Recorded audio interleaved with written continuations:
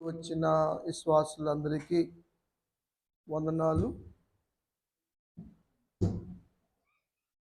మనం అందరం కూడా విశ్వాసం కలిగి ఉండాలి. విశ్వాసాన్ని వృద్ధిపరచుకోవాలి.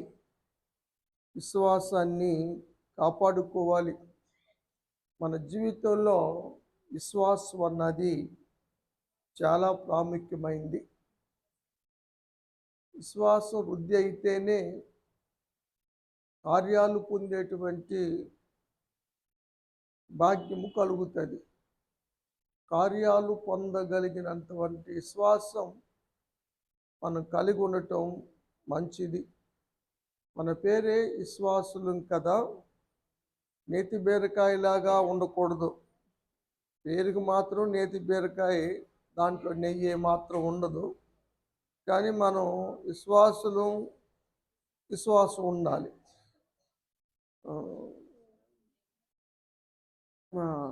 విశ్వాసం లేకపోతే దేవునికి ఇష్టలుగా ఉండలేం. ఆ వాక్యాన్ని ధ్యానం చేద్దాం. సంవత్సరం పెరిగింది కదా, క్లాస్ పెరిగింది కాబట్టి కొంచెం వాక్యము కూడా తేడాగా ఉంటుంది. మరి ఈ సంవత్సరం మరి క్లాస్ పెరిగిన వాళ్ళకి పాత సిలబస్ చెప్పకూడదు కదా, అందుకని కొంచెం ఈ సంవత్సరం వాక్యం మార్చాను. అర్థం చేసుకుందాం. ఏమ్మా, నీతిమంతుడైన వాడు ఎలా బ్రతుకుతాడు అని వాక్యం చెబుతుందంటే విశ్వాసము ద్వారా.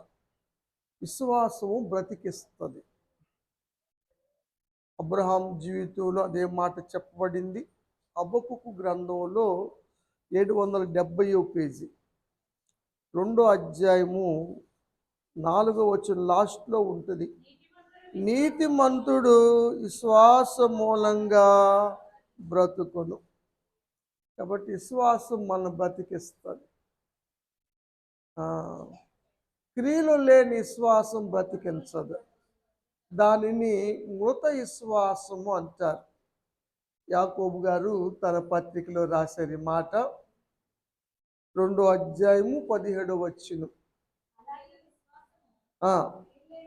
క్రియలు లేనిదైతే విశ్వాసము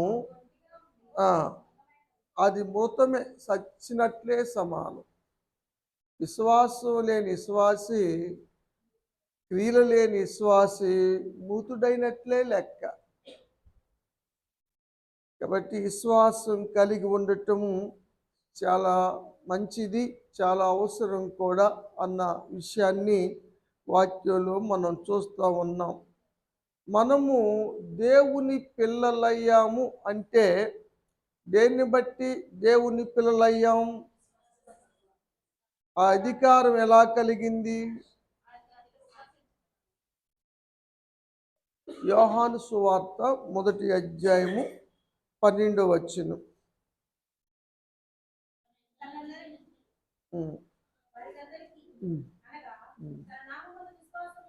తన నామమందు విశ్వాసము ఎవరైతే ఉంచుతారో వారందరికీ దేవుని పిల్లలగుటకు అధికారం ఇవ్వబడింది.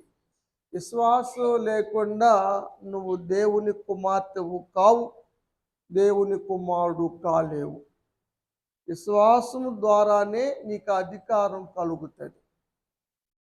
ఈ విషయాన్ని గలతీలు కూడా రాశాడు పౌలు గారు. గలతీ పత్రిక 3వ అధ్యాయము 26వ వచనం. విశ్వాసం వలన దేవుని కుమారులై ఉన్నారు. విశ్వాసం బట్టే మనం దేవుని కుమారులు కాగలిగాం. విశ్వాసం లేకపోతే దేవుని బిడ్డలం కాలేం. సాతాను సంబంధులంగానే ఉండిపోతాం. అట్టి కార్యాలు చవి చూడలేం.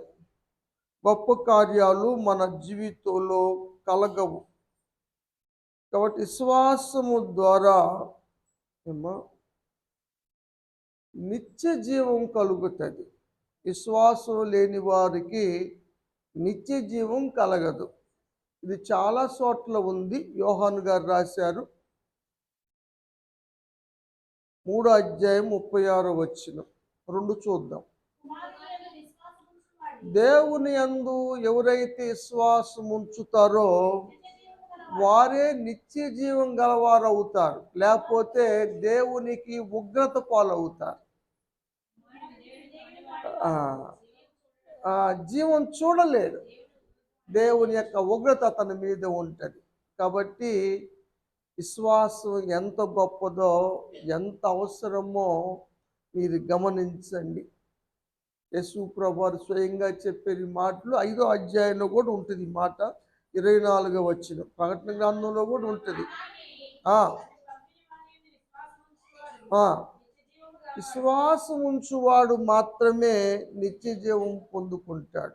కాబట్టి నిత్య జీవం కావాలంటే తప్పనిసరిగా విశ్వాసం కావాలి. విశ్వాసం లేకుండా వారు నిత్య జీవం పొందలేరని దేవుని యొక్క వాక్యం తెలియచేస్తూ ఉంది. నిత్య జీవం పొందుకొని క్రీస్తుతో పాలివారై ఉండాలన్నా కూడా కావలసింది విశ్వాసమే అని వాక్యము తెలియచేస్తూ ఉంది. హెబ్రీ పత్రిక 3:15 చదువుదాం.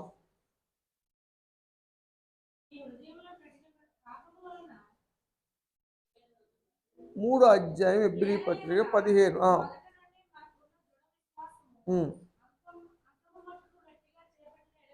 మనకున్న విశ్వాసం ఎలాంటిది? ఇది దృఢమైనది. దృఢమైందంటే అంటే అల్పమైంది కాదు, పరిస్థితులను బట్టి మారేది కాదు. మన అభిషేక్ చెప్పాడు కదా, విశ్వాసం మారుతూ ఉంటుంది, అల్ప విశ్వాసం వస్తుంది, అవిశ్వాసం వస్తుంది, చర్చిలో ఒక విధంగా, బయటికి వెళ్ళాక ఒక విధంగా, ఇలా ఉండదు, దృఢంగా ఉంటుంది. ఈ దృఢమైన విశ్వాసం వల్ల చదువమ్మ క్రీస్తుతో పాలివారం కాగలుగుతాం. విశ్వాసం దృఢంగా లేకపోతే క్రీస్తుతో పాలివారుగా ఉండలేరు, క్రీస్తుతో సహవాసం కలిగి జీవించలేరు, పాలి భాగస్థులు కాలేరు. కాబట్టి విశ్వాసాన్ని వృద్ధిపరుచుకోమని వాక్యం చెబుతుంది. విశ్వాసానికే పోరాటాలు కలుగుతాయి. కాబట్టి విశ్వాస పోరాటములో మనం బలహీనం కాకూడదు, ఓడిపోకూడదు. విశ్వాసాన్ని కాపాడుకునే ప్రయత్నం చేయాలి. తిమోతికి రాస్తాడు, అదే 2వ పత్రికలో, తిమోతి 2వ పత్రిక 4:7 మంచి పోరాటము పోరాడి తిని నా పరుగు కడముట్టించి తిని. ఏం కాపాడుకున్నాడు? ఈ శ్రమలు విశ్వాసాన్ని తొలగించే ప్రయత్నం చేస్తాయి. అది పెద్ద పోరాటం, ఆత్మీయ పోరాటం, విశ్వాస పోరాటం. విశ్వాసం నుంచి తొలగిపోయే పరిస్థితులు ఎదురవుతాయి. ఆ పోరాటంలో నిలబడగలగాలి. కార్యాలు ఆలస్యం అవుతాయి. నిరీక్షణ లేనప్పుడు విశ్వాసం కోల్పోతాం. అలా చాలామంది దేవునికి దూరమై తొలగిపోయిన వాళ్ళు ఉన్నారు. వారిలో విశ్వాసము లేదు, వేరు లేదు కదా. శ్రమ కలంగానే తొలగిపోతారు అని యేసు ప్రభువారు ఉపమాన రీతిగా చెప్పిన మాటలు మనకు తెలుసు. కాబట్టి విశ్వాసము చాలా అవసరమండి. నీ జీవితంలో కార్యాలు జరగాలన్నా, మేలు పొందాలన్నా, నిత్య జీవం కలగాలన్నా, దేవుని కుమారుడుగా కుమార్తెగా నువ్వు నిలబడాలన్నా విశ్వాసము చాలా అవసరం. కాబట్టి విశ్వాసాన్ని పెంచుకోవాలి. బలహీనులు బలం పెంచుకుంటానికి టానిక్లు వాడుతున్నారు కదా. డాక్టర్ గారు చెబుతారు, నువ్వు బలహీనంగా ఉన్నావమ్మా, బలం పెంచుకో, ఆరోగ్యం కాపాడుకో. అమ్మాయి సాక్ష్యం చెప్పింది, మా ఆయనకి ఆరోగ్యం కావాలి అని. అట్లానే ఆరోగ్యం కాపాడుకున్నట్లుగానే విశ్వాసాన్ని కూడా కాపాడుకోవటం చాలా అవసరం. యేసు ప్రభువారు శిష్యులు, అపోస్తులుగా పిలువబడినటువంటి వారు సైతము యేసు ప్రభువారిని అడిగినటువంటి ఒక ప్రాముఖ్యమైంది లూకా భక్తుడు రాస్తాడు 17వ అధ్యాయంలో 5వ వచనం. అయా మా విశ్వాసమును వృద్ధి పొందించుమని యేసు ప్రభువారిని చాలమ్మ యేసు ప్రభువారితో చెప్తా ఉన్నారు. నువ్వు ఎప్పుడని చెప్పావా? అయ్యా నా విశ్వాసం వృద్ధి కావాలి, నా విశ్వాసం నేను కాపాడుకోవాలి, నా విశ్వాసం కార్యాలు పొందుకునేంతగా ఉండాలి, గొప్ప విశ్వాసంగా ఉండాలి కదా. ఒక సందర్భంలో దేవుణ్ణి ఆశ్చర్యపరిచే విధంగా ఉండాలి విశ్వాసం. అలాంటి విశ్వాసాల గురించి వాక్యం తెలియచేస్తా ఉంది. కాబట్టి విశ్వాసాన్ని వృద్ధి చేసుకోమని ఈరోజు సంఘ బిడ్డలందరికీ దేవుడు వర్తమానం తెలియజేస్తూ ఉన్నాడు. విశ్వాసంలో వృద్ధి చెందితేనే మనం ఏమి చూడగలము? విశ్వాసంలో వృద్ధి పొందిన వారు ఏమి పొందారో 11వ అధ్యాయం ఎబ్రీ పత్రికలో చూస్తాం. విశ్వాస వీరుల లిస్టు ఉంది దాంట్లో కొన్ని మాటలు నేను చెబుతాను, ప్రేరేపించబడిన మాటలు. 11వ అధ్యాయం 33. విశ్వాసం వల్ల రాజ్యాలను జయించారు. విశ్వాసం లేకపోతే ఓడిపోయేవాళ్ళు. జయ జీవితం అన్నది ఉండేది కాదు. విశ్వాసం బట్టి వాగ్దానాలు పొందారు. విశ్వాసం లేకపోతే నీకు వాగ్దానాలు వాగ్దానం ఉన్నా పొందుకోవటం ఏంటది? నీకు వచ్చిన వాగ్దానాన్ని నువ్వు పొందాలంటే నీకు విశ్వాసం ఉండాలి. కాబట్టి విశ్వాసం ద్వారానే వాగ్దానాలు పొందగలవు, ఆ వాగ్దాన ఫలాన్ని అనుభవించగలవు నువ్వు. విశ్వాసం లేకపోతే అవి దొరకటము అసాధ్యమని వాక్యంలో మనం చూస్తాం. బలహీనులుగా ఉండి బలపరచబడ్డారంటే కారణం విశ్వాసమే. విశ్వాసము బలహీనులు సైతము బలపరిచేదిగా చేస్తుంది అన్న మాట ఇక్కడ మనం చూస్తాం. విశ్వాసం ద్వారా అడ్డంకుల్ని కోల్చగలిగారు, తొలగించుకోగలిగారు. ఎరుకో గోడలు అడ్డు వచ్చినాయి కదా, విశ్వాసం ద్వారా ప్రదక్షిణ చేసి ఎరుకో గోడల చుట్టూ విశ్వాసంతో ప్రదక్షిణ చేసి దాన్ని కోల్చగలిగారు. ఎర్ర సముద్రం అడ్డం వస్తే విశ్వాసము ద్వారా పాయలు చేసి ఆరణ్యాల మీద నడిచినట్టుగా నడిచారు. సమస్యలు పరిష్కరించబడ్డాయి విశ్వాసం ద్వారా. నీ సమస్యలు తొలగాలన్నా, నీ సమస్యలకు పరిష్కారం దొరకాలన్నా విశ్వాసం కలిగి ఉండటం ఎంత ప్రాముఖ్యమో, అందుకనే నీ విశ్వాసము అభివృద్ధి చెందాలి. ఏదో విశ్వాసం ఉన్నాము, ఫోటోలు పెట్టుకుంటున్నాం, ప్రార్థనలకు వస్తున్నాము, మాకు పనులు కావటం లేదు అంటే ఉపయోగం లేదు. గతంలో జరిగిన ఇప్పుడు ఎందుకు జరగటం లేదు? ఇంతకుముందు జరిగిన ఇప్పుడు ఎందుకు జరగటం లేదు? యేసు ప్రభు వారి శక్తిలో కొంచెం తగ్గిందంటారా? కదా, మనలోని విశ్వాసం తగ్గింది. జ్వరాన్ని గొలిసినట్టుగా నోటే పెట్టి జ్వరం మీటర్ పెట్టినట్టుగా విశ్వాసానికి కూడా ఒక మీటర్ తయారు చేస్తే బాగుంది.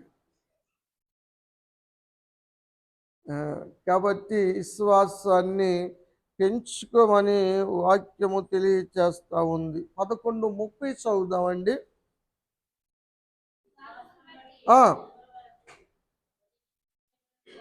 ఎరుకో గోడల చుట్టూ తిరిగారు. లేకపోతే ఫిరంగులు సైతము కూల్చలేని గోడలు ఎలా కూలుతాయి? విశ్వాసం ఉండబట్టే కదా వారు 7 సార్లు ప్రదక్షిణం చేయగలిగారు. ఇది కూలేది కాదులే, ఇది అయ్యేది కాదులే అని ఒక రౌండ్ తిరిగి మానేసుకుంటే అది అట్టుగానే ఉండిపోయేది. అది పరిష్కరించబడేది కాదు, అది జరిగేది కాదు. కాబట్టి సంపూర్ణమైన విశ్వాసంతో వారు తిరిగారు. 7 రోజులు 7 సార్లు తిరిగారు. 7వ రోజు ప్రత్యేకంగా మళ్ళీ 7 మార్లు తిరిగారు. అప్పుడు కేకలేస్తే కూలింది. 7 రోజులు తిరిగినా మళ్ళీ 7 మార్లు తిరగకపోతే అది కూలేది కాదు. కాబట్టి విశ్వాసం వృద్ధి కలగాలి.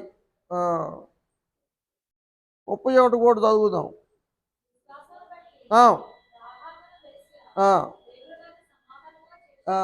విశ్వాసును బట్టే చేర్చుకుంది, లేకపోతే ఆమెను చంపేసేవాళ్ళు.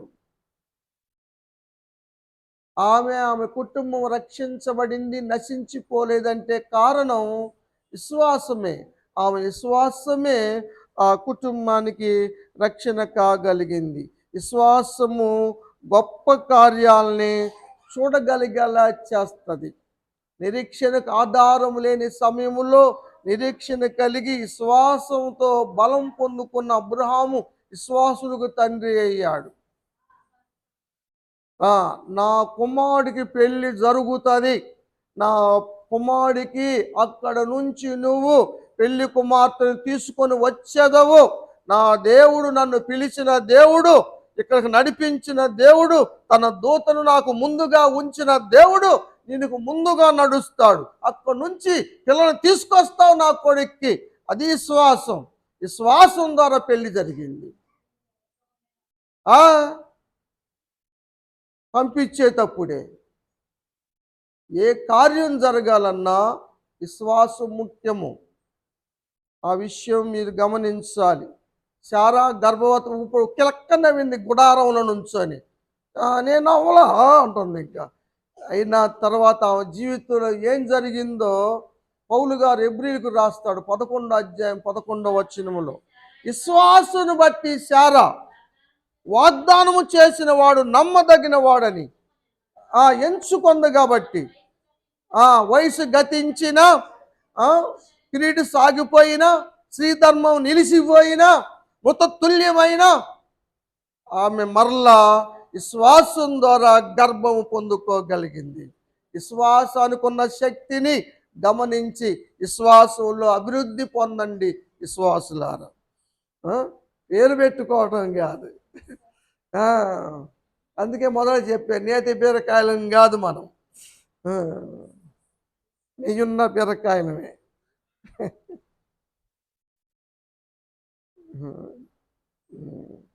విశ్వాసం ద్వారా ఆత్మశక్తిని కూడా పొందుకోగలుగుతాం, ఆత్మను పొందుకోగలుగుతాం కదా. విశ్వసించిన వాడి కడుపులో నుంచి జీవ జలాలు ప్రవహిస్తాయని యేసు ప్రభువు వారు చెప్పారు. యోహాను గారు రాశాడు సువార్తలో 7వ అధ్యాయము. అది అంత తెలుసు కాబట్టి 39 ఒకటి చాలు. తన యందు ఎవరైతే విశ్వాసం ఉంచుతారో వారు పొందబోవు ఆత్మను గురించి చెప్పారు యేసు ప్రభువు వారు. కడుపులో నుంచి నీళ్ళు ఊరుతాయంటే ఏదో తినకూడని తింటే నోట్లో నూనె ఊరినట్టు ఊరటం కాదు. అది నాన్ వెజ్ సరిగ్గా ఉండకపోతే అది తింటే నోట్లో ఇక ఆ రోజు అంతా నీళ్ళు ఊరుతానే ఉంటాయి. ఆ నీళ్లు కాదు. 38లో చెప్పాడు మాట. 39 నా యందు విశ్వాసం ఉంచండి. లేఖనాలు చెబుతున్నాయి ఆ మాట. వాని కడుపులో నుంచి జీవజల నదులు పారుతాయి. ఏంటిది? దేని గురించి? పొందబో ఆత్మ గురించి. ఎవరికది? విశ్వసించిన వారికి. విశ్వసించారు కాబట్టి, వారు ప్రార్థనలు చేశారు కాబట్టి వారు ఆత్మను పొందుకోగలిగారు మేడ గదిలో అన్న సత్యము మనకు తెలుసు. కాబట్టి విశ్వాసము హెచ్చరిక చేస్తుంది, జరగబోయే పరిస్థితుల గురించి తెలియచేస్తుంది, సిద్ధపాటు కలిగి ఉండమని చెబుతుంది, నువ్వు రక్షణగా ఉండమని చెబుతుంది. విశ్వాసము హెచ్చరిక చేస్తూ ఉంటుంది. 11వ అధ్యాయం హెబ్రీ పత్రికలో 5వ వచనంలో ఒక మాట చదువుదాం.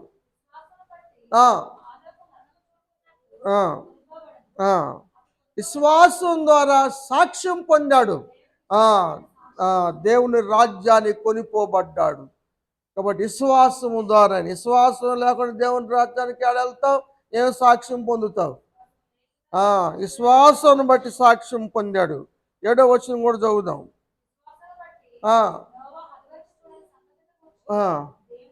దేవుని చేత హెచ్చరించబడ్డాడు. తన ఇంటి వారి కొరకు రక్షణ కొరకు వాడ సిద్ధం చేసుకున్నాడు. దేవుడు హెచ్చరిక చేస్తా ఉన్నాడు. నమ్మనోళ్ళందరూ జల ప్రళయంలో మునిగారు. నమ్మి వాడ సిద్ధం చేసుకున్న నోవహు అతని కుటుంబము రక్షించబడ్డట్టుగా మనకు తెలుసు. కాబట్టి ప్రియమైన దేవుని బిడ్డల వాక్యం వినిపోమాకండి, వాక్యాన్ని అనుసరించండి.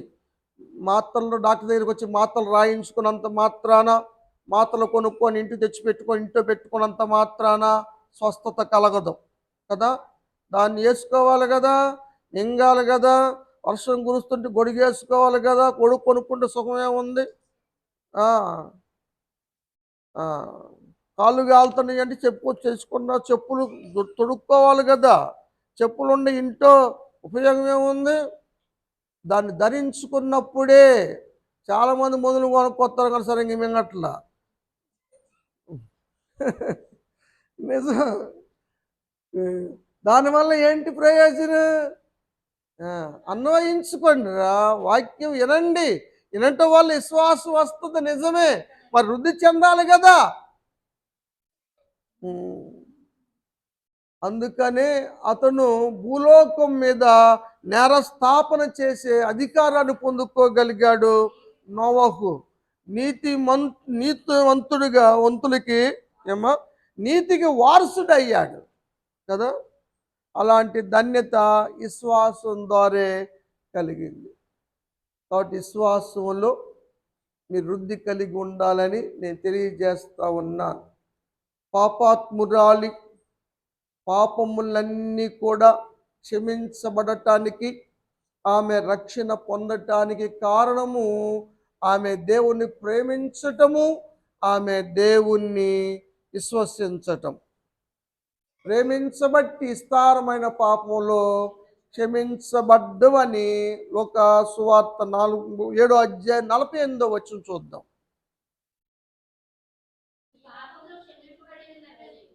ఆమెతో చెప్పాడు, నీ పాపములు, ఆమె విస్తారంగా ప్రేమించింది కాబట్టి విస్తార పాపములు క్షమించబడ్డాయి అన్న వాళ్ళతో చెప్పాడు. సీమోన్తో, అక్కడ ఉన్న వారితో చెప్పాడు. ఇప్పుడు ఈమెతో కూడా చెబుతున్నాడు, నీ పాపములు క్షమించబడ్డవని. 50వ వచనంలో ఏం చెప్పాడు? ఆమెతో చెబుతున్నాడు, అమ్మా నీ విశ్వాసం నేను రక్షిస్తుంది. కాబట్టి సమాధానం లేని స్థితిలో ఉంటున్నారు చాలామంది. కాబట్టి విశ్వాసం కలిగి ఉండండి. విశ్వాసం రక్షిస్తుంది, విశ్వాసం సమాధానాన్ని కలిగిస్తుంది. పాపాత్మురాలు మరి తన విశ్వాసం ద్వారా రక్షించబడినట్లుగా మనం చూస్తూ ఉన్నాం. ఒక్కో సందర్భంలో ఇతరుల విశ్వాసం కూడా మన జీవితంలో కార్యం చేసేదిగా ఉంటుంది కదా. ఒక్కొక్క సందర్భంలో ఇంతకుముందు కార్యాలు జరిగినాయి అంటే మరి ఎవరి విశ్వాసమో, పాస్టర్ గారి విశ్వాసమో, సంఘ విశ్వాసమో, నీ విశ్వాసమో, ఎవరి విశ్వాసమో, మొత్తానికి ఒక విశ్వాసం పనిచేసింది. పద్దాకా ఇతరుల విశ్వాసమే పనిచేయదు, మన విశ్వాసం కూడా కావాలి. పక్షవాయు రోగిని మోసుకొచ్చారు యేసు ప్రభువు దగ్గరికి. మత్తయి గారు రాస్తాడు 9వ అధ్యాయంలో 2వ వచనం.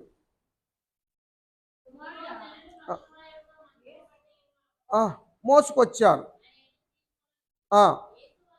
వారి విశ్వాసాన్ని యేసు ప్రభువు వారు చూసి, ధైర్యంగా ఉండు, నీ పాపములు క్షమించబడ్డాయి చెప్పాడు.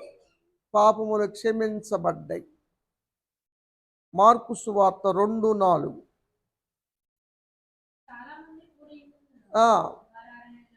యేసు ప్రభువు దగ్గర రాలేక ఇంటి పైకెక్కి కప్పు ఊడదీసి దాంట్లో నుంచి పక్షవాయుగా రోగిని యేసు ప్రభువారు ముందు దించారు. అప్పుడు యేసు ప్రభువారు పైకి చూసి, పెంకులు బలి ఎప్పు తీశారు అన్నాడా? వారి విశ్వాసాన్ని చూశాడు. వారి విశ్వాసాన్ని చూసి ఇగో వీడికి స్వస్థత ఇచ్చాడు, వీడి పాపాలు క్షమించాడు, పరుపెత్తుకొని నడవమంటే ఈ నడిచాడు. ఇక్కడ పని చేసింది వారి విశ్వాసం, తీసుకొచ్చిన వారి విశ్వాసం. కొంతమంది నడిపించుకొస్తారు చర్చికి, రమ్మ వస్తే మంచిది అని. అలాంటి వారికి త్వరగా జరుగుతాయి కార్యాలు. ఆ! కొంతమంది ఎవరైనా ఏ సంఘంలోనైనా గమనిస్తే, ఫలానా మమ్మల్ని దేవుని సన్నిధికి నడిపించింది, ఆ విధంగా మేము బలపడ్డాం, విశ్వాసంలో ఎదిగాం, మేము రక్షణలోకి వచ్చామన్న సాక్ష్యాలు వింటా ఉంటాం. అది ఇతరుల ద్వారా కూడా కలిగే విశ్వాసం. అందుకని యాకోబు భక్తుడు రాస్తాడు 5వ అధ్యాయంలో 14వ వచనం. ఆ! మీకులో ఎవరికైనా రోగం వచ్చిందా? పిలిపించాలి. వాళ్ళు దేవుని నామాన్ని బట్టి నూనె రాస్తారు, ప్రార్థన చేస్తారు. విశ్వాస సహితంగా చేసిన ప్రార్థన రాసింది, నూనె రాసింది ఆయన. విశ్వాసంతో చేసి ప్రార్థన చేసింది ఆయన, కానీ స్వస్థత ఈడికొచ్చింది. ఆయన విశ్వాసం ద్వారా ఇదిగో ఈయనకి స్వస్థత వచ్చింది. ప్రతిసారి ఇలాగే జరిగిద్ది అనుకోవద్దు ఏమ్మా. 16వ చదవాలి.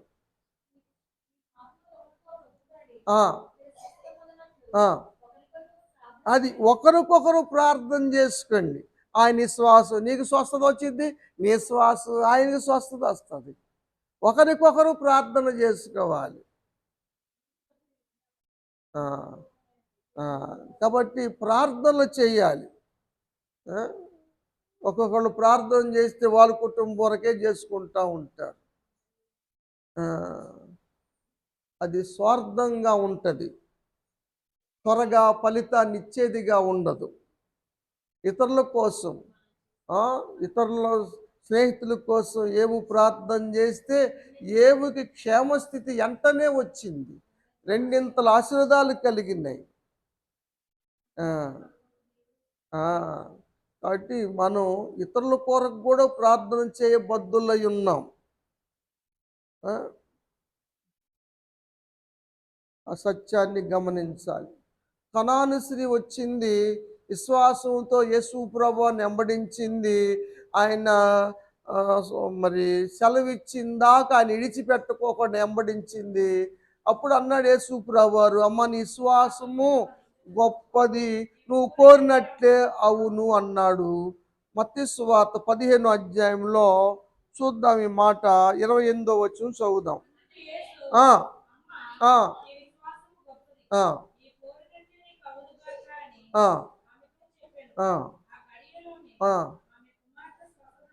విశ్వాసం ఎవరిది? అమ్మది. స్వస్థ ఎవరికి? కూతురికి. కాబట్టి అమ్మ విశ్వాసం కూడా కావాలి. ఒక్కోసారి పిల్లలు చెబుతారు, నేను ఎలేం చదవలేదమ్మా కానీ బాగా రాశాను. ఇక్కడ అమ్మ ప్రార్థన చేస్తాను మరి కదా, అమ్మ విశ్వాసాన్ని బట్టి కదా. లేకపోతే ఈడేం ప్రార్థన చేసి 80 వరుస వచ్చింది వీడికి.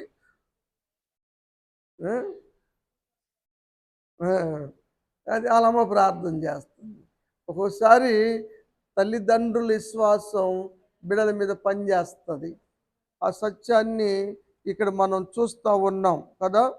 విశ్వాసం శతాధిపతిది, స్వస్థత దాసుడిది.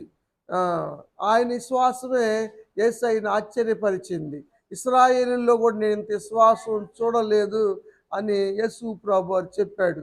విశ్వాసము గురించి మెచ్చుకున్నాడు. 8వ అధ్యాయం 13వ వచనం మత్తయి సువార్త.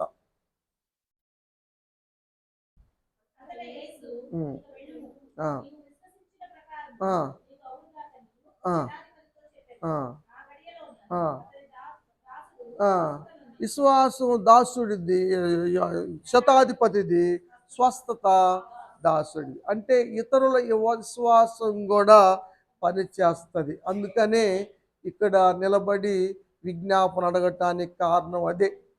మీరు కూడా ప్రార్థన చేయండి, ఏ విషయంలో ప్రార్థన చేయాలో చెప్పటానికి కారణం అదే.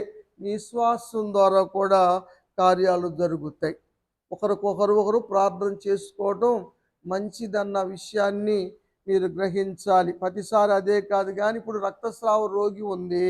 ఇప్పుడు ఎక్కడ ఉన్నాం మనం? మత్తయి సువార్తలో ఉన్నాం కాబట్టి 9వ అధ్యాయం చూడండి. 20వ వచనం. ఆ! హ్మ్. ఆ విశ్వాసం ఆయన వస్త్రం ముట్టితే చాలు నేను బాగుపడుదునని విశ్వాసముతో ఆమె ముట్టింది. ఆమెకు స్వస్థొచ్చింది.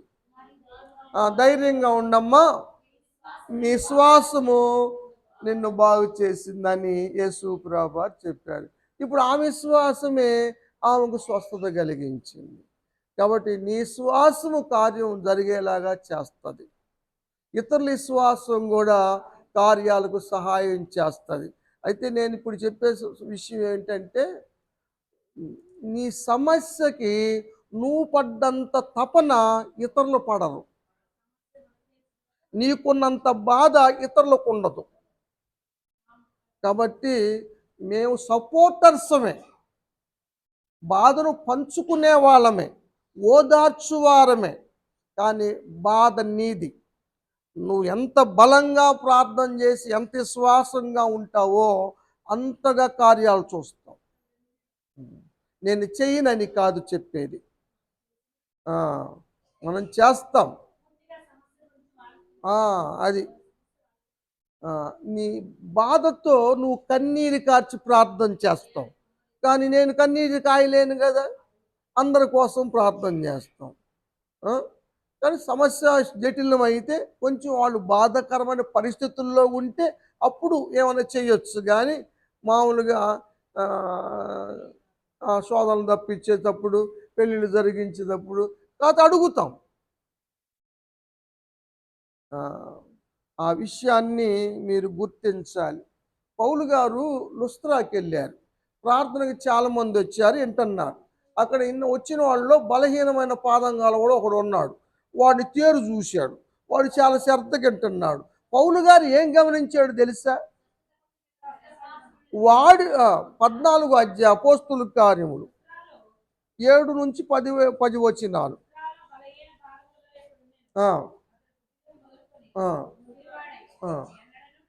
ఎప్పుడు నడవలవాడు బౌలు మాటలు వింటున్నాడు.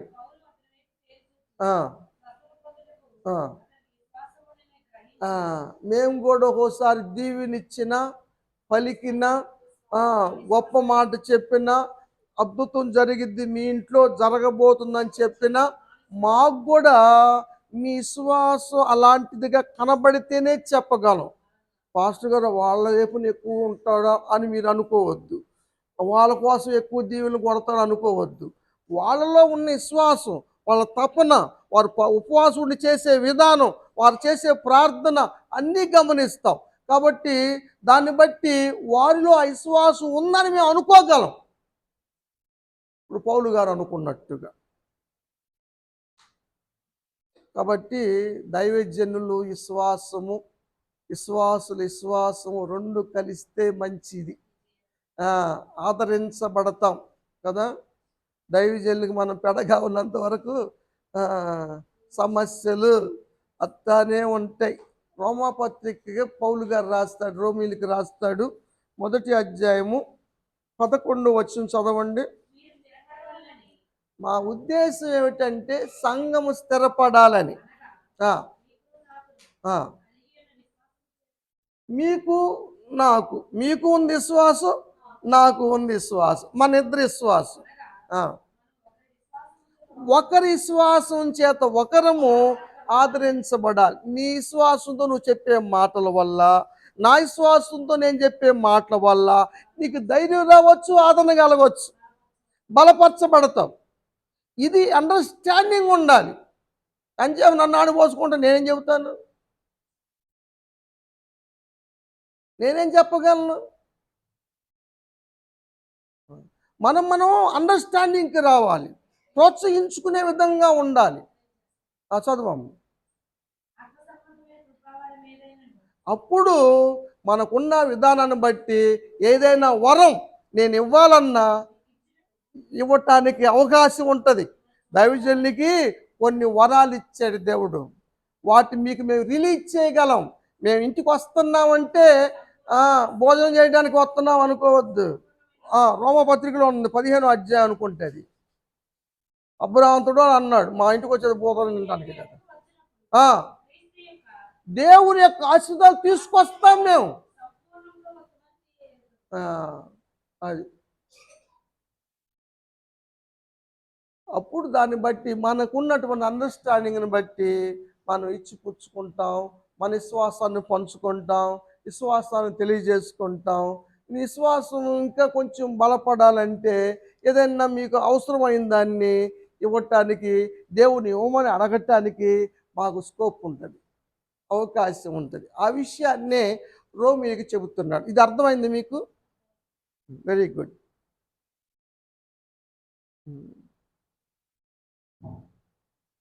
6వ అధ్యాయం అపోస్తుల కార్యములు 7వ వచనం. దేవుని యొక్క వాక్యము బాగా ప్రబలాలి. ఎందుకంటే వినటం వల్ల విశ్వాసం వస్తుంది. అనేకులు వాక్యాన్ని వినాలి. అప్పుడు సంఖ్య పెరుగుతూ ఉంటుంది. అప్పుడు అందరూ లోబడతారు, విశ్వాసములో లోబడతారు. పెద్ద పెద్దోళ్ళు అయినా సరే వాళ్ళు పెరుగుతున్నారు, విస్తరిల్లుతూ ఉన్నారు, వాక్యం ప్రకటించబడతా ఉంది, అందరూ వింటా ఉన్నారు. ఆ విధంగా విశ్వాసానికి లోబడ్డారు. విశ్వాసానికి లోబడాలి. ఆ విషయం కూడా ఇక్కడ మనం చూస్తూ ఉన్నాం. అందుకనే బోధించటం అన్నది చాలా అవసరం. కొంతమంది బోధ విన్నప్పుడు లోబడతారు, కొంతమంది వాయిదా వేస్తారు, కొంతమంది టేక్ ఇట్ ఈజీ అనుకుంటారు. ఒకసారి పౌలు గారిని మహాసభ ఎదుట నిలబెట్టారు. దేని గురించి వచ్చింది సమస్య? ఏం చెప్తున్నాడు ఆయన? పునరుద్ధానాన్ని గురించి చెబుతున్నాడు. పునరుద్ధానం లేదని సద్దుకయ్యులకి పరిచయులకి ఇదే విభేదాలు ఉన్నాయి. అప్పుడు సహస్రాధిపతిగా ఎవరున్నారు? లూసియా ఉన్నాడు. పౌలు విమర్శించే సమయంలో సహస్రాధిపతిగా లూసియా ఉన్నాడు. అతను అన్నాడు, వీటి విషయాల్లో మనకి ఫెలిక్స్కి బాగా అనుభవం ఉంది. ఫెలిక్స్ అతను వచ్చినప్పుడు విచారిస్తే బాగుంటుందని వాయిదా వేసాడు. ఒకరోజు రానే వచ్చాడు ఫెలిక్స్. అప్పుడు ఆయన అడుగుతున్నారు. 24వ అధ్యాయం అపోస్తుల కార్యంలో 24 వచ్చినవే.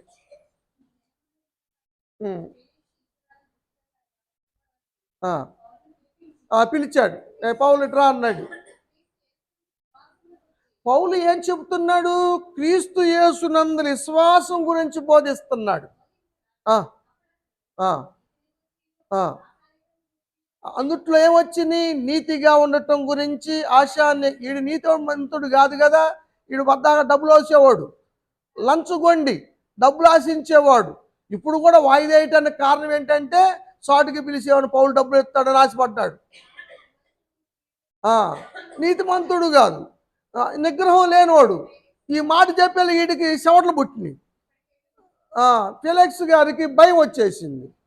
ఇప్పుడు వద్దులే కానీ తర్వాత మాట చూసుకుందాను వెళ్ళి అన్నారు, పంపించేశాడు. మరి దిద్దుకున్నట్టయితే బాగుండేది కదా. వాక్యము హెచ్చరిక చేసినప్పుడు సరి చేసుకుంటే వాడు మించిన ధన్యుడు ఇంకొకడు ఉన్నాడు. కాబట్టి వాక్యాన్ని వినండి, విశ్వాసం కలిగి ఉండండి, సరి చేసుకోవాల్సింది సరి చేసుకోండి. మీ జీవితాల్లో గొప్ప కార్యాలు జరగటం మీరు కళ్ళారా చూస్తారు. దేవుడు శక్తిహీనుడు కాదు, అని మార్పు లేనివాడు, దేన్నైనా చేయగల సమర్థుడు ఆయన. నీ కోసం ఏదైనా చేస్తాడు కదా. వాళ్ళ కోసం సముద్రం మీద పడి నడిచి వచ్చాడు కదా, గాలి తుఫాన్లు అణిసివేశాడు. నీ సమస్యను తీర్చడానికి పెద్ద లెక్క ఏంది? దేవుడు అమ్మాయి ఉమా కుటుంబంలో ఉన్న సమస్యలన్నిటిని కూడా విశ్వాసం ద్వారా దేవుడు తీర్చునుగాక, దేవుడి మాటలు ఆశ్రయించునుగాక, మన కుటుంబాల్లో నెరవేర్చునుగాక. ఆమేన్.